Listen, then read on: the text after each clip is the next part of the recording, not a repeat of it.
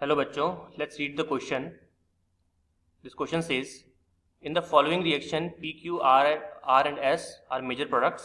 तो हमको कुछ रिएक्शन दे रखी है, आप देख सकते हो, जिसमें हमको पी क्यू आर और एस को पहचानना है और उसके बाद में हमको करेक्ट स्टेटमेंट बताना है कि पी क्यू आर एस के लिए कौन सा ट्रू है, कौन सा करेक्ट है. जैसे ऑप्शन ए बोल रहा है कि P and Q are monomers of polymers Dacron and glyptal respectively. Option B बोल रहा है P Q R are dicarboxylic acids.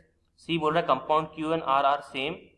और डी बोल रहा है कि R does not undergo aldol condensation and S does not undergo Cannizzaro reaction. ठीक है, तो सबसे पहले अपन पी क्यू आर एस को बनाते हैं, उसके बाद में सारी कहानी जो है समझ में आएगी, हमको सारा कुछ अपन एक्सप्लेन कर पाएंगे. तो देखिए, सबसे पहले तो अपन लिखते हैं सर की कॉन्सेप्ट. तो इस क्वेश्चन का जो की कॉन्सेप्ट हमारे पास में होने वाला है that will be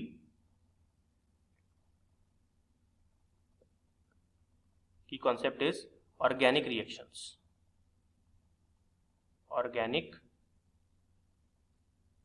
reactions are related to carboxylic acid. Carboxylic acid. ठीक है, चलिए तो वन बाय वन इसको अपन एक्सप्लेन करते हैं. और पहले सबसे पहले तो पी क्यू आर एस को बनाते हैं, तो उसके बाद अपन बाकी की चीजें करेंगे. सबसे पहले देखो हमारे पास में क्या है रिएक्शन के अंदर. सबसे पहले रिएक्शन के अंदर हमारे पास में है एक बेंजीन रिंग हमको दे रखी है, बेंजीन रिंग. और इससे क्या जुड़ा हुआ है, सी मतलब टर्शरी कार्बन जुड़ा हुआ है, CH3 और ये आपका CH3. और इसके पैरा पोजीशन पे क्या जुड़ा हुआ है, पैरा पोजीशन पे आपके पास में है CH2 CH3. और इसमें जो रिएजेंट डाला हुआ है, सबसे पहले क्या किसकी रिएक्शन करवाई, इसकी सबसे पहले इसकी रिएक्शन करवाई KMNO4 के साथ में पहले स्टेप के अंदर. और साथ में क्या डाला आपके पास में, साथ में डाला है KOH. मतलब एल्कलाइन यहाँ पे KMNO4 यूज किया गया, जो कि काफी ज्यादा ऑक्सीडाइजिंग नेचर का होता है. और आपने साथ में हीट भी किया है, तो ऑब्वियस सी बात है बहुत ज्यादा विग्रेस रिएक्शन होगी, वायलेंट रिएक्शन होगी. तो यहाँ पे देखिए सबसे पहला कॉन्सेप्ट आपको याद रखना चाहिए कि जो आपका एल्कलाइन KMNO4 होता है वो कभी भी टर्शरी कार्बन को के साथ में रिएक्ट नहीं करता. टर्शरी कार्बन के प्रति कैसा होता है, ये नॉन रिएक्टिव होता है. मतलब इस पार्ट को तो वो छेड़ेगा ही नहीं. ठीक है, तो कौन से पार्ट को छेड़ेगा, वो छेड़ेगा इस पार्ट को, CH2 CH3 को. क्योंकि एल्कलाइन KMNO4 जो होता है वो एल्काइल ग्रुप को कन्वर्ट कर देता है किसके अंदर, कार्बोक्सिलिक एसिड के अंदर. इसका मतलब क्या हुआ कि यहाँ पे सबसे पहले आपको मिलेगा सॉल्ट. आपने क्या डाला इसके अंदर, एल्कलाइन KMNO4, तो आपको मिलेगा पहला कंपाउंड CH3 और यहाँ पे CH3, तो कोई भी इम्पैक्ट नहीं किया. यहाँ पे मिल जाएगा आपको C double bond O minus और यहाँ पे K प्लस. ये सॉल्ट मिल गया आपको.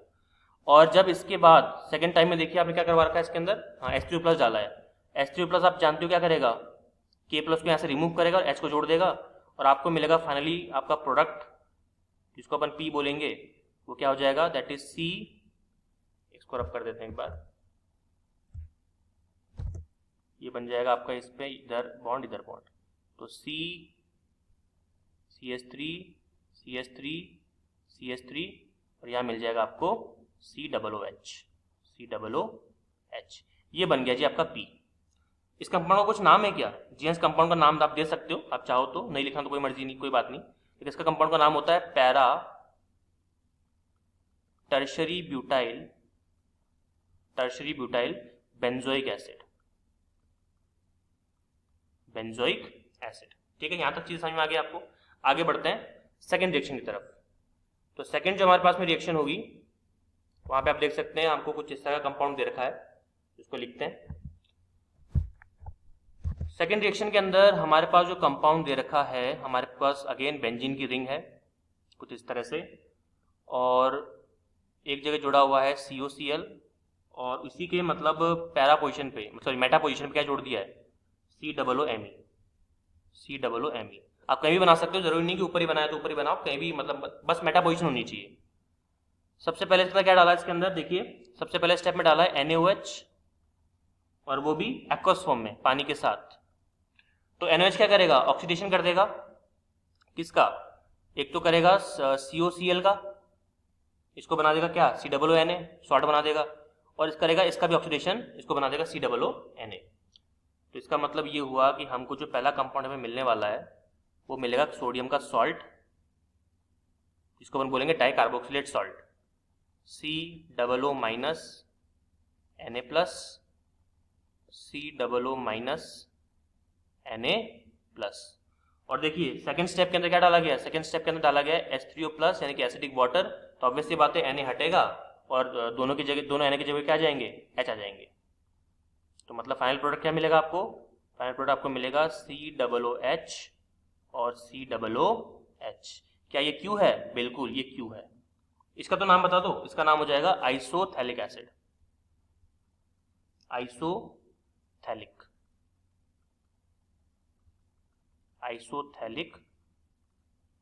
एसिड। ठीक है, दो रिएक्शन कंप्लीट हो गई। अब बात करते हैं रिएक्शन नंबर 3 की तरफ। तो रिएक्शन नंबर 3 हमारे पास में क्या है, बेंजीन की रिंग दे रखी है अपने को और CN दे रखा है, COO दे रखा है। ठीक है, ओके। तो तीसरी रिएक्शन अगर हम देखें तो यहाँ पर हमारे पास में है बेंजीन की रिंग, इधर जोड़ रखा है आपका C double bond O CH2 COOMe और नीचे जोड़ रखा है आपको CN। और पहले सबसे पहले स्टेप में क्या डाल रखा है इसके अंदर, देखिए H3O प्लस और साथ में हीट, मतलब बहुत ही ज़्यादा वायलेंटली आपको क्या करवाना है, ऑक्सीडेशन करवाना है। और जब वायलेंटली आप ऑक्सीडेशन करवाओगे तो किसका करवाओगे, CN का करवाओगे। ठीक है, और आप किसका करोगे, आप इसका भी करोगे। मतलब ये आपका जो है क्या बन जाएगा, मतलब ये पूरा जो है आपका ये चीज़, ये स्टेप। तो यहाँ पे जो आप रिएक्शन जब होगी तो रिएक्शन के बाद क्या मिलेगा आपको, देखिए आपको मिलेगी बेंजीन की रिंग एज इट इज़ वैसे की वैसी। CN का जब भी ऑक्सीडेशन करते हैं वही वायलेंटली, तो क्या बनता है आपको मिलता है COOH, इसमें कोई डाउट नहीं है। ठीक है, और C double bond O CH2 और ये बन जाएगा COOH। ठीक है, आप चाहो तो उसको ओपन भी कर सकते हो, कोई दिक्कत वाली वैसे बात है नहीं करोगे तो भी हमारा काम चल जाएगा। यानी कि ये बन जाएगा C डबल बॉन्ड O, यहाँ पे O और ये H। अब सेकेंड स्टेप में अगर आप ध्यान से देखेंगे, आपने हीट भी किया ना इसको।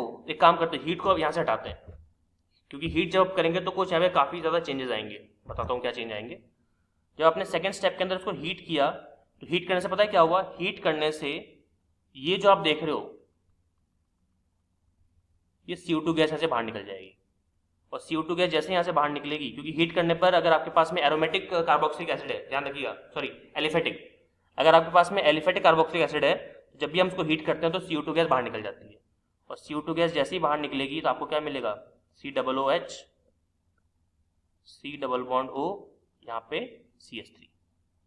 क्या रिएक्शन खत्म हो गई, नहीं, अभी हमारे पास बचा हुआ है, देखिए सेकेंड हमारे पास बचा हुआ है ये H2CrO4। तो जब आप इसके अंदर क्या डालोगे, इसके अंदर आप डालोगे H2CrO4, तो ये H2CrO4 क्या करेगा, ये आपका ये जो कीटोन देखो ना, कीटोन जैसे CH3CO, इस कीटोन का कर देगा ऑक्सीडेशन, क्योंकि ये स्ट्रॉन्ग ऑक्सीडेशन एजेंट होता है, और बना देगा इसको कार्बोक्सिलिक एसिड। मतलब हमें क्या मिलेगा, हमें मिलेगा COOH और इधर भी क्या मिलेगा, COOH। अरे ये तो Q की तरह सेम है, बिल्कुल सेम हो सकता है, कोई दिक्कत नहीं है। तो ये R भी क्या हो गया आपका, आइसोथैलिक एसिड। ठीक है, P हो गया, Q हो गया, R हो गया। अब बचा हुआ है हमारा क्या, हमारा बचा हुआ है यहाँ पे फोर्थ, दैट इज S। तो देखिए S के अंदर हम अगर हम बात करें तो S में हमको दे रखा है बेंजीन की रिंग दे रखी है, और क्या दे रखा है चेक कर लेते हैं। हाँ, नीचे दे रखा है आपको इस तरह का स्ट्रक्चर, फिर ऊपर दे रखा है Br। ठीक है, ओके। तो यहाँ पे आपको दे रखा है Br और नीचे जो आपको दे रखा है दैट इज एसिटल ग्रुप दे रखा है, दिस इज एसिटल ग्रुप। सबसे पहले स्टेप के अंदर क्या डाला हुआ है, देखिए Mg डाल दिया है, वो भी ड्राई ईथर के प्रेजेंस में। तो आपको मालूम पड़ गया होगा, वैसे आपने देख लिया होगा कि यहाँ पे हो रहा है ग्रिग्नार्ड रिएक्शन। और जब भी ग्रिग्नार्ड रिएक्शन होता है तो Mg जो होता है ना, कार्बन और Br के बीच में घुस जाता है आके। तो मतलब आपको क्या मिलेगा, आपको मिलेगा Mg Br और ये ग्रुप वैसा का वैसा इस तरह से।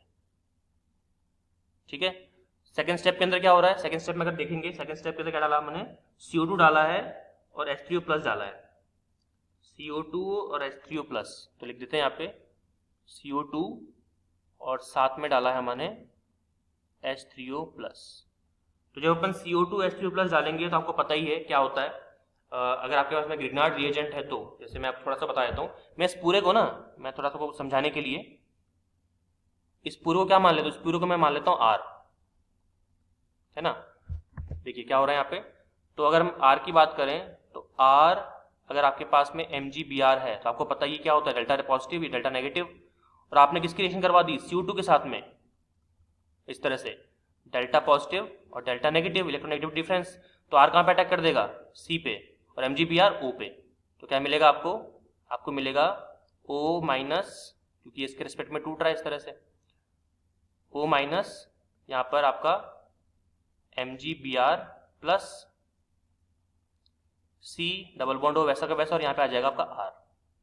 और जैसे इसके अंदर आप पानी डाल दोगे ना, वाटर, वो भी एसिडिक वाला, तो क्या मिलेगा आपको, आपको मिलेगा C डबल बॉन्ड O, यहाँ पे R और यहाँ पे आपका OH। ठीक है। तो सेम अब R को जो हमने किया तो बड़ा सा कंपाउंड, तो उसको लेके अपन इसको बनाएंगे तो ऐसा कंपाउंड हमको मिलेगा। तो देखिए क्या मिलेगा मुझे मिलेगा बेंजीन का रिंग वैसे रहने दो, एसिटल ग्रुप को भी ऐसे ही रहने दो आप, और यहाँ पे क्या जोड़ दोगे आप, C डबल बॉन्ड O और यहाँ पे H, ये आ गया जी आपका एल्डिहाइड। ठीक है, यहाँ पे भी एल्डिहाइड आया था, देखो R के साथ में क्या आया था, एल्डिहाइड ग्रुप, नहीं एल्डिहाइड नहीं, सॉरी ये आ गया आपका कार्बोक्सिलिक ग्रुप, एल्डिहाइड नहीं आएगा, हाँ कार्बोक्सिलिक ग्रुप आएगा, सॉरी मैंने उल्टा कर दिया। इसको अपन रब कर देते हैं और यहाँ पे आ जाएगा आपका OH। अब सही है। ठीक है जी, तो कार्बोक्सिलिक एसिड जुड़ गया यहाँ पे। और उसके बाद में हमने क्या डाला है, उसके बाद हमने डाला है अमोनियशियल AgNO3 और H3O प्लस, राइट। अब यहाँ पे अगर आप ध्यान से देखेंगे तो आपको मालूम पड़ेगा कि जो आपका एसिटिल ग्रुप होता है, ये जो आपका एसिटिल ग्रुप है ये वाला, इसको मैं मार्क कर देता हूँ एक सेकेंड। तो ये जो आपका है ना एसिटिल ग्रुप, ये वाला, इसका भी ऑक्सीडेशन होगा किसकी प्रेजेंस में, H3O प्लस की प्रेजेंस में। और जब इसका ऑक्सीडेशन आप करोगे तो किस में कन्वर्ट हो जाएगा, ये कन्वर्ट हो जाएगा आपका कार्बोक्सिलिक एसिड में। तो मैं यहाँ पे भी H3O प्लस लिख देता हूँ, जो कि इसी का ही मतलब चल रहा है, कंटिन्यूस चल रहा है। तो आपको मिलेगा बेंजीन रिंग पर एक COOH पहले से आ गया था और एक COOH अब जाके आया है। ठीक है, समझ में आ गया आपको बात। और यहाँ पे अगर आप ध्यान से देखें तो यहाँ पर हमने क्या डाला है, यहाँ पर हमने डाला है MgBr डाला ना अपन ने, H3O प्लस डालेंगे। ठीक है, तो H3O प्लस डालने के बाद में हमें क्या मिलेगा, इसका अंदर एक सेकेंड, यहाँ पे अपन कुछ गड़बड़ कर रहे हैं। यहाँ पे जो आपका H3O प्लस होगा ना, वो इस एसिटल को कन्वर्ट कर देगा कार्बोक्सिलिक में नहीं, एल्डिहाइड के अंदर कन्वर्ट करेगा, सॉरी इसको अपन मिटा देते हैं, ये इसको कन्वर्ट कर देगा एल्डिहाइड के अंदर, मतलब C डबल बॉन्ड O और H इसमें कन्वर्ट कर देगा ये। ठीक है, और जब इसमें कन्वर्ट करेगा तो थर्ड स्टेप में अगर आप चेक करेंगे यहाँ पे तो आपको क्या दिख रहा है, अमोनिशियल AgNO3। और अमोनिशियल AgNO3 क्या होता है आपका, टॉलेंस रिएजेंट। तो हमने एक्चुअली में यहाँ पे क्या यूज कर रहे हैं, हम यहाँ पे यूज कर रहे हैं टॉलेंस रिएजेंट, टॉलेंस रिएजेंट। और आप जानते हो जो टॉलेंस रिएजेंट होता है वो क्या करता है, वो आपका जो एल्डिहाइड है, एल्डिहाइड का करता है ऑक्सीडेशन और कन्वर्ट कर देता है उसको किसके अंदर, उसको कन्वर्ट कर देता है आपका कार्बोक्सिलेट आयन के अंदर। मतलब आपको मिलेगा बेंजीन की रिंग, छोटा सा बना रहा हूँ, COOH और यहाँ मिल जाएगा आपको COO माइनस। और जब इसके अंदर आप H प्लस डालोगे यानी कि H3O प्लस, तो आपको मिलेगा आपका फाइनल प्रोडक्ट बेंजीन की रिंग COOH और यहाँ पे COOH। तो ये बन जाए आपका जी S, इस तरह से। ठीक है, तो यहाँ पे जो हम मिस्टेक करें तो हमने सॉर्ट आउट कर लिया। याद रखिएगा एसिटल को हमेशा कन्वर्ट करता है H3O प्लस किसमें, एल्डिहाइड के अंदर, ये चीज़, ये बस आपको ध्यान रखना है। चलिए जी, अब आते आते अपने जो हमारे पास ऑप्शन दे रखे हैं उसमें, तो ऑप्शन को अगर हम ध्यान से देखेंगे तो इन चारों रिएक्शन के बिहाफ पर हमको क्या करना है, हमको यहाँ पे आंसर करना है। तो ऑप्शन ए अगर हम ध्यान से पढ़ें तो देखिए क्या बोल रहा है कि P and Q are monomers of polymers Dacron and glyptal respectively. ठीक है, तो अगर हम डेक्रोन और ग्लिप्टिल की बात करें, डेक्रोन और ग्लिप्टिल तो डेक्रोन और ग्लिप्टिल के अंदर जो है आपका पी एन क्यू का यूज नहीं किया जाता है, ठीक है, क्योंकि अगर हम डेक्रोन ग्लिप्टिल की बात करें, मैं आपको दिखा देता हूं एक बार। ये देखिए यहां पर अगर हम डेक्रोन की बात कर रहे हैं, ठीक है, तो डेक्रोन किससे बनता है? डेक्रोन आपका बनता है इथाइलिन ग्लाइकोल से और टेरेफ्थेलिक एसिड से। इथाइलिन ग्लाइकोल का मतलब हो गया कि आपका OH CH2 CH2 OH, this ethylene glycol. और टेरेफ्थेलिक एसिड क्या होता है? बेंजीन की रिंग, ठीक है, यहाँ पे आपका COOH और यहाँ पे होता है आपका COOH, ठीक है। तो इथाइलिन ग्लाइकोल और ग्लिप्टिल जो आपका ये टेरेफ्थेलिक एसिड है, इन दोनों से मिलकर बनता है, ठीक है।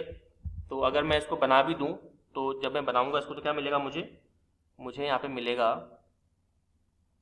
O, यहाँ पे आपका CH2, इधर आपका CH2, यहाँ पे O, C double bond O, यहाँ पे आपका बेंजीन की रिंग और यहाँ पे आपका C डबल बॉन्ड O, इस तरह से। This is your Dacron. ये क्या है आपका? This is your Dacron, right. तो क्या बोल रहा है? पी आर क्यू और मोनोमर्स ऑफ पॉलीमर। तो पी आर क्यू इससे मैच कर रहा है क्या? पी तो बिल्कुल नहीं कर रहा, क्योंकि देखो अगर पी की बात करें तो पी तो ये है और क्यू क्या है आपका? क्यू आपका ये है, तो दोनों ही मैच नहीं कर रहे, इसका मतलब ये तो आंसर नहीं होगा, ठीक है, ओके। तो ए को हम लोग काट देते हैं, this is a wrong statement. B की बात करें, P Q R dicarboxylic acids. तो पी की बात करते हैं, नहीं, पी डाइकार्बोक्सिलिक नहीं है। देखिए पी के पास तो एक ही COOH है, हाँ, क्यू के पास दो जरूर है, और आर की बात करें तो उसके पास भी दो है, बिल्कुल सही कह रहे हो आप। तो क्यू और आर के पास है लेकिन पी के पास नहीं है, इसलिए ऑप्शन बी भी कट हो जाएगा। सी देखते हैं, compound Q and R the same. तो कंपाउंड क्यू की बात करें तो ये है आइसोथैलिक एसिड और आर भी आपका आइसोथैलिक, ये बिल्कुल सही स्टेटमेंट है। थर्ड स्टेटमेंट यानी कि सी स्टेटमेंट बिल्कुल सही है, तो इसको अपन मार्क करते हैं, बिल्कुल सही है ये। डी की बात करें तो ये बोल रहा है कि R does not undergo aldol condensation and S does not undergo Cannizzaro reaction. तो अगर हम एल्डोल कंडेंसेशन की बात करते हैं तो यहाँ पे अगर हम देखें आर की, तो आर यहाँ पे क्या है हमारे पास में ये। अब अगर एल्डोल कंडेंसेशन आपको चाहिए तो एल्डोल कंडेंसेशन के लिए जो आपके पास में क्या होना चाहिए? आपके पास में होना चाहिए पहली बात तो अल्फा कार्बन होना चाहिए, ठीक है, तभी एल्डोल कंडेंसेशन हो पाएगा। और अल्फा जो कार्बन है उसके पास अल्फा हाइड्रोजन होनी चाहिए, और अल्फा कार्बन किससे कनेक्ट होना चाहिए? एल्डिहाइड से, जबकि ये तो कार्बोक्सिलिक एसिड है, तो कार्बोक्सिलिक एसिड कभी भी एल्डोल कंडेंसेशन नहीं देते हैं, तो ये तो सही स्टेटमेंट हो गया। S does not undergo Cannizzaro, S की बात करते हैं, एस का आ गया, ये रजी एस कैनिज़ारो रिएक्शन देगा कि नहीं देगा? अब कैनिज़ारो रिएक्शन की जब भी हम बात करेंगे तो हमारे पास क्या होना चाहिए? हमारे पास अगेन एल्डिहाइड होना चाहिए, एल्डिहाइड या कीटोन, राइट। और अगर हम एल्डिहाइड कीटोन की बात करते हैं, नहीं एल्डिहाइड कीटोन नहीं, कैनिज़ारो रिएक्शन जब भी हम बात करते हैं तो हमारे पास कार्बोक्सिलिक एसिड ही होना चाहिए, लेकिन कार्बोक्सिलिक एसिड जो होना चाहिए आपका वो कैसा होना चाहिए? वो आपका होना चाहिए अल्फा हाइड्रोजन वाला। नहीं नहीं नहीं नहीं, यहाँ पे नहीं, कैनिज़ारो के अंदर जो है ना आपका एल्डिहाइड ही होना चाहिए, बिल्कुल सही कह रहे हैं। एल्डोल के लिए क्या होना चाहिए? अल्फा हाइड्रोजन होना चाहिए एल्डिहाइड कीटोन के साथ में, लेकिन कैनिज़ारो के अंदर आपका अल्फा कार्बन नहीं होना चाहिए। इट मीन्स आपका एस भी जो है यहाँ पे नहीं देने वाला है, ठीक है, ठीक है। यहाँ पे अपन थोड़ा सा मिस्टेक कर रहे थे। एल्डोल कंडेंसेशन के अंदर भी आपका एल्डिहाइड होना चाहिए, और कैनिज़ारो रिएक्शन के लिए भी आपके पास में क्या होना चाहिए? एल्डिहाइड ही होना चाहिए, एल्डिहाइड कीटोन, और एल्डोल में भी होना चाहिए। एल्डोल के अंदर बस शर्त ये है कि अल्फा कार्बन वाला एल्डिहाइड होना चाहिए, एल्डिहाइड कीटोन, और कैनिज़ारो में शर्त क्या है कि अल्फा कार्बन नहीं होना चाहिए, अल्फा हाइड्रोजन वाला नहीं होना चाहिए, एल्डिहाइड कीटोन। तो डी भी हमारा यहाँ पे बिल्कुल सही है, तो we can say that C and D both are correct. तो क्या हमारा फाइनल आंसर सी और डी होगा? बिल्कुल सही है, यहाँ पे फाइनल आंसर आपका हो जाएगा C and D. I hope you understood it well, all the very best.